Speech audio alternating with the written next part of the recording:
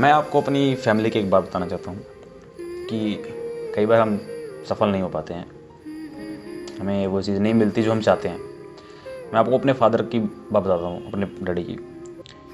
जब वो first time यहाँ पे आए जहाँ पे हम रहते हैं,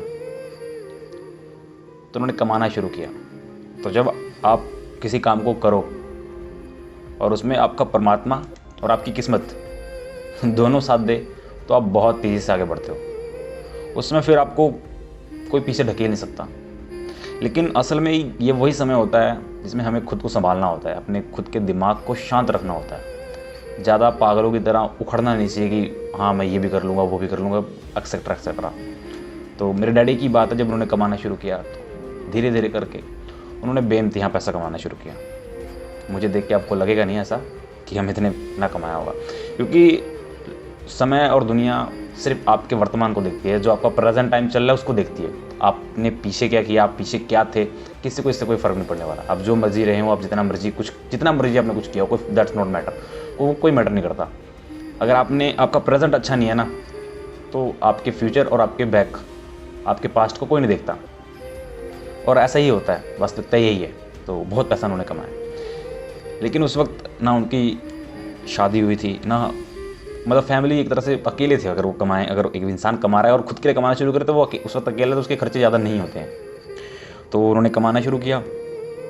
हालांकि उनके बड़े भाई और भी सारी फैमिली थी।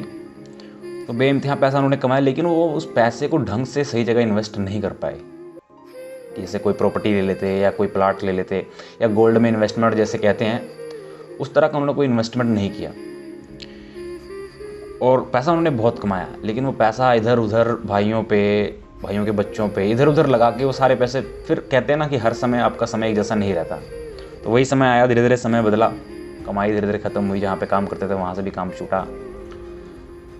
बहुत सारे रीजंस थे जिसके कारण नहीं हो पाया। मतलब तो जब पैसे की सबसे ज़्यादा ज़रूरत पड़ी, जब अपनी फैमिली होती है, अपने खुद के बच्चे होते हैं, जब खुद के ऊपर जिम्मेदारी पर्सनल खुद की पड़ जाती है, तो फिर समझ में आता है कि अगर सही समय पे सही इन्वेस्टमेंट की होती तो शायद आज ये प्रॉब्लम्स फेस ना करने पड़ते हो, जैसे कि हमें।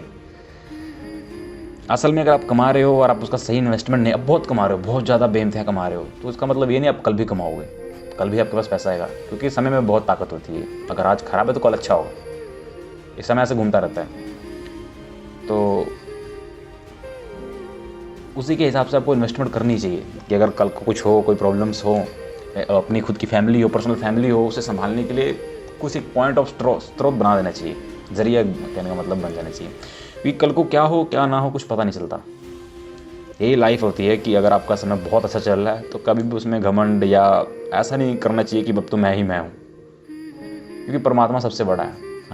हमारा जो भगवान होता है वो जो चाहेगा वही करेगा। 2 मिनट में आपको नीचे ले जाएगा, 1 सेकंड में आपको ऊपर ले जाएगा। वो सब उसी का खेल है।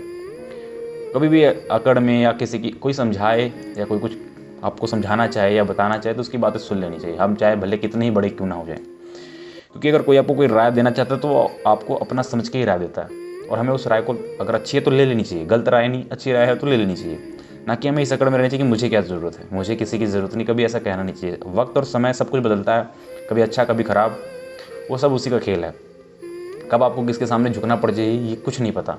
हम ताकतवर कभी नहीं होते, इंसान ताकतवर कभी नहीं होता, उसका समय ताकतवर होता है। जिसका समय ताकतवर है सब कुछ अच्छा चल रहा है। यही सब बताना था कि अगर आप भी ऐसे हैं तो आप इन्वेस्टमेंट कीजिए, किसी भी जगह इन्वेस्ट कीजिए, वैसी जगह जो आपको रिटर्न दे सके।